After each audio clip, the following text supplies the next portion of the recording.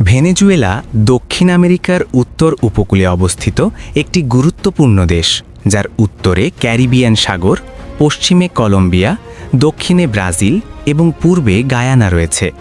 প্রাকৃতিক সৌন্দর্য ও বিশাল তেল সম্পদের কারণে দেশটি বিশ্ব রাজনীতিতে বিশেষ গুরুত্ব বহন করে, কারণ ভেনেজুয়েলার কাছে পৃথিবীর অন্যতম বৃহৎ প্রমাণিত তেল রিজার্ভ রয়েছে।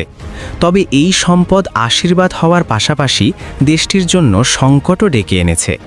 গত এক দশকে ভেনেজুয়েলা গুরুতর অর্থনৈতিক ও রাজনৈতিক সংকটে পড়ে, যেখানে মুদ্রাস্ফীতি, খাদ্য সংকট এবং রাজনৈতিক অস্থিরতা পরিস্থিতিকে আরও জটিল করে তোলে। যুক্তরাষ্ট্রের সঙ্গে ভেনেজুয়েলার সম্পর্ক দীর্ঘদিন ধরেই উত্তেজনাপূর্ণ, কারণ যুক্তরাষ্ট্র ভেনেজুয়েলার সরকারের বিরুদ্ধে গণতন্ত্র হ্রাস, মানবাধিকার লঙ্ঘন এবং নির্বাচন নিয়ে বিতর্কের অভিযোগ তুলে দেশটির ওপর কঠোর অর্থনৈতিক নিষেধাজ্ঞা আরোপ করে, বিশেষ করে তেল রপ্তানি ও আন্তর্জাতিক লেনদেন সীমিত করে। ভেনেজুয়েলার সরকার পাল্টা যুক্তরাষ্ট্রকে অভ্যন্তরীণ বিষয়ে হস্তক্ষেপ এবং সরকার পরিবর্তনের চেষ্টা করার অভিযোগ করে। ডোনাল্ড ট্রাম্পের প্রেসিডেন্সির সময় এই উত্তেজনা আরও বৃদ্ধি পায় এবং নিষেধাজ্ঞা আরও কঠোর হয়।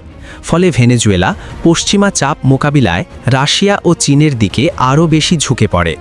রাশিয়া ভেনেজুয়েলাকে সামরিক সরঞ্জাম, প্রশিক্ষণ এবং কূটনৈতিক সমর্থন দিয়েছে।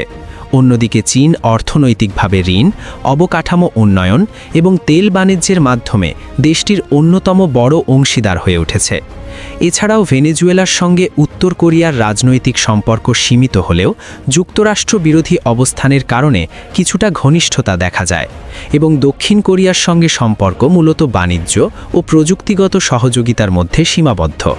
সামরিক দিক থেকেও ভেনেজুয়েলা দক্ষিণ আমেরিকার অন্যতম বড় বাহিনী গড়ে তুলেছে, যেখানে আধুনিক রাশিয়ান অস্ত্র, বিমান প্রতিরক্ষা ব্যবস্থা এবং সীমান্ত নিরাপত্তা বাহিনী অন্তর্ভুক্ত রয়েছে।